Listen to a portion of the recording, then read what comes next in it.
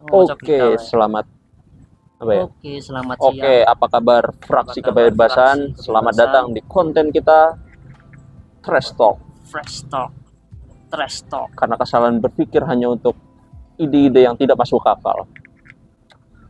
Jadi hari ini kita akan membahas fungsi negara dan perdebat apa ya namanya eh, persaingan antara sosialis dan kapitalis dan kenapa negara itu harus terbentuk dan kita bahas dalam video ini. Oke, check this out. Check this out aja deh. Oke. Check this out anjing. Dari kan awalnya manusia itu kan hidupnya Berdampingan. dari Tidak bisa dari berburu terus menomaden, terus mereka Pindah-pindah. membuat suatu peradaban, mereka bertani hingga kita skip sampai terjadinya revolusi industri. Jadi kalau dulu kan sistemnya masih kerajaan-kerajaan, ya kan, cuma beberapa aja mereka menguasai suatu suku lah.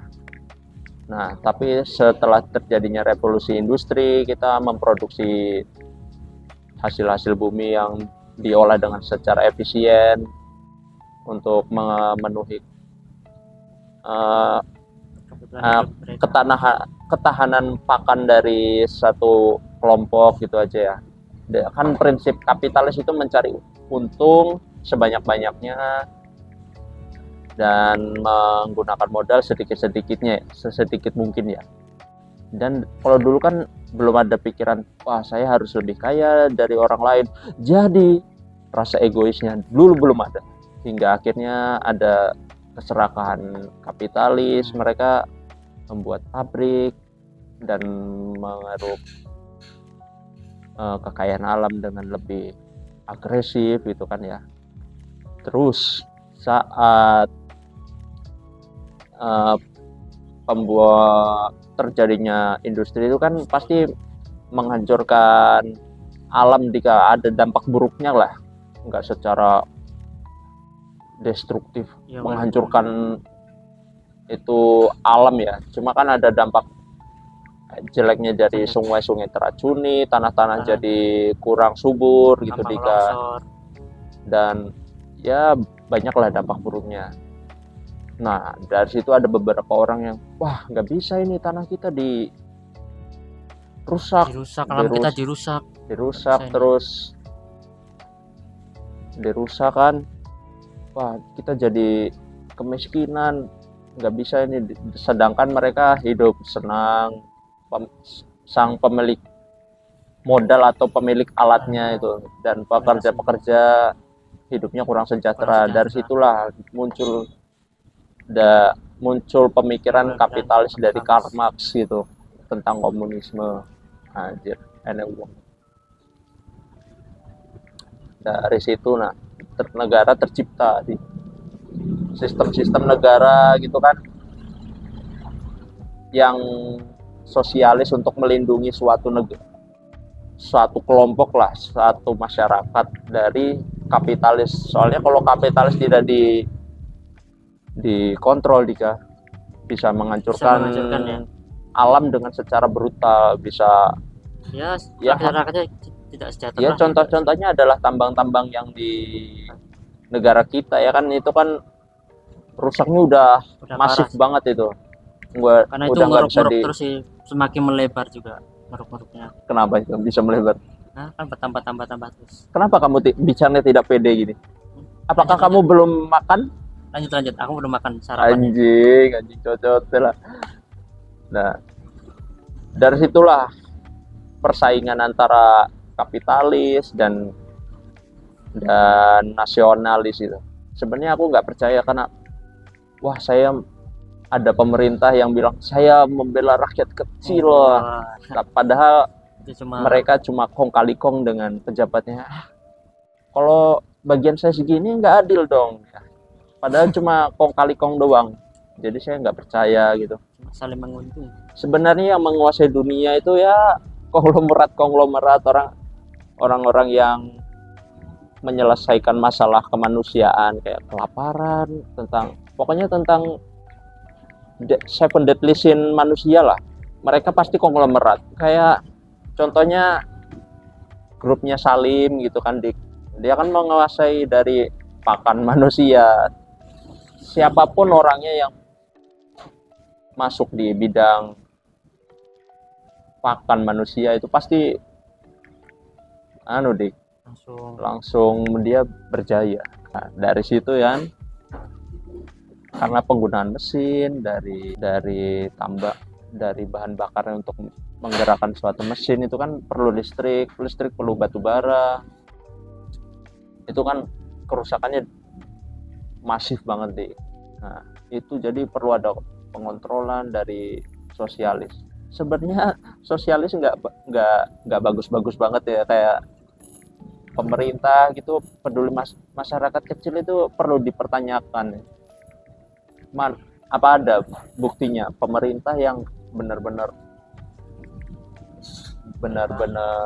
berpihak ke rakyat kecil? Kayaknya nggak ada, kecuali Hitler ya. Kalau itu emang zaman sekarang nggak ada pemerintah juga nggak ada.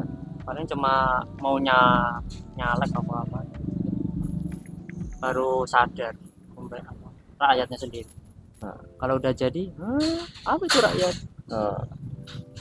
Nah, setelah itu kan negara terbentuk dengan tujuan untuk mensejahterakan masyarakatnya, mencerdaskan dan melindungi hak-hak dari penduduk yang ada di suatu daerah gitu kan. Dan kapitalis dan negara ini akhirnya kolaborasi nih. Jadi dua ini harusnya sepasang kayak sepatu gitu.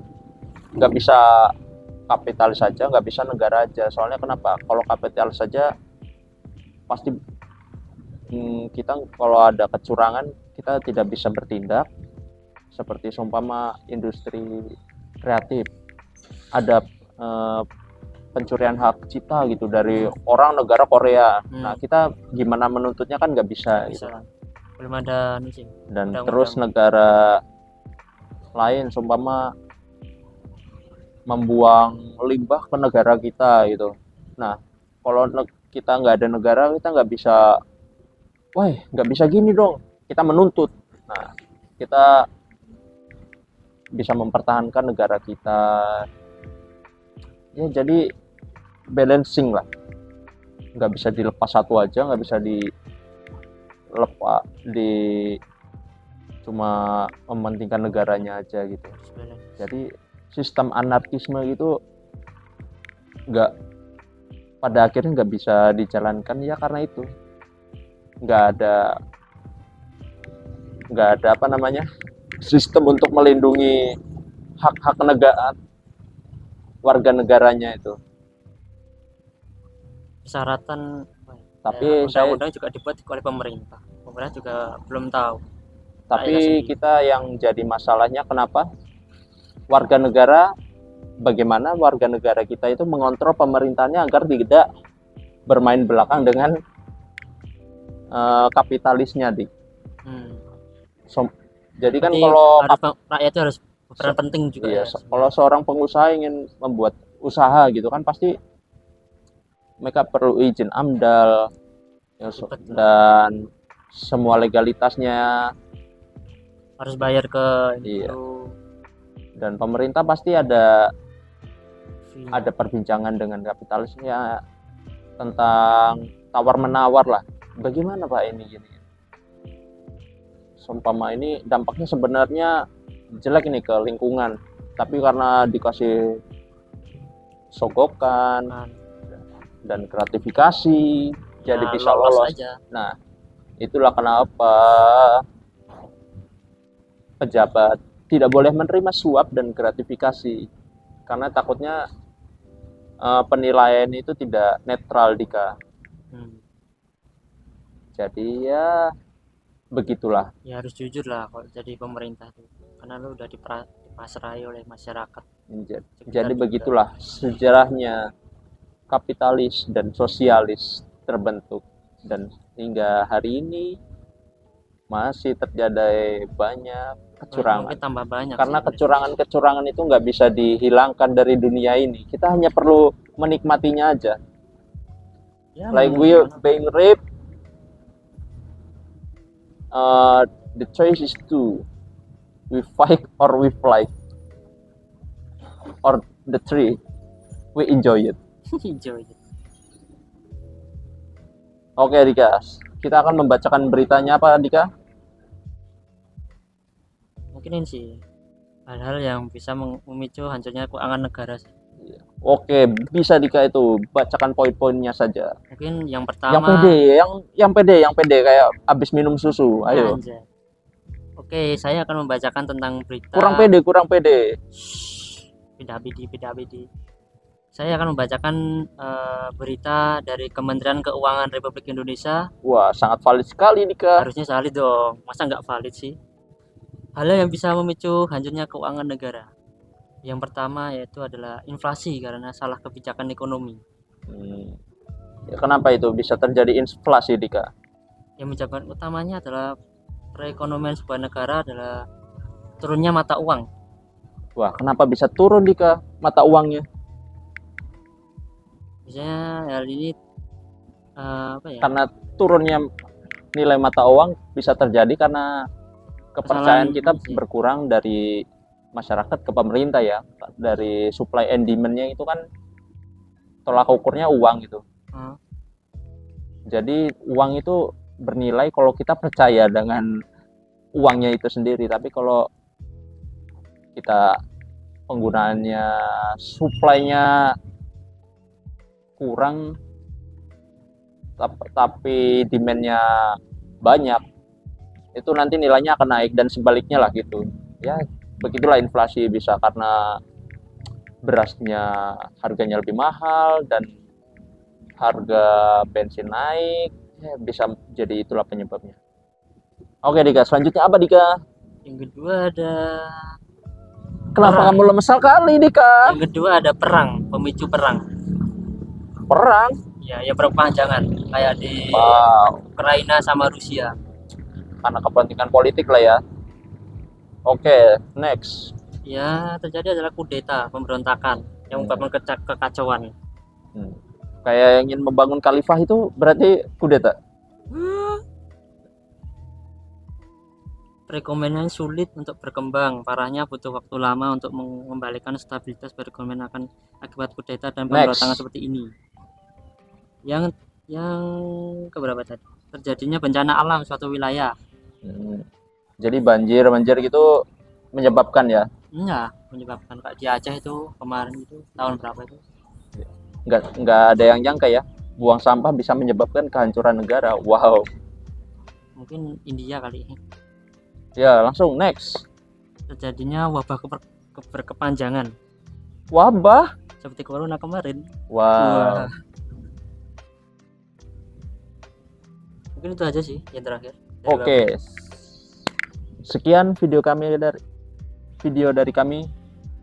Saksikan di next video. Anjir. Fraksi kebebasan.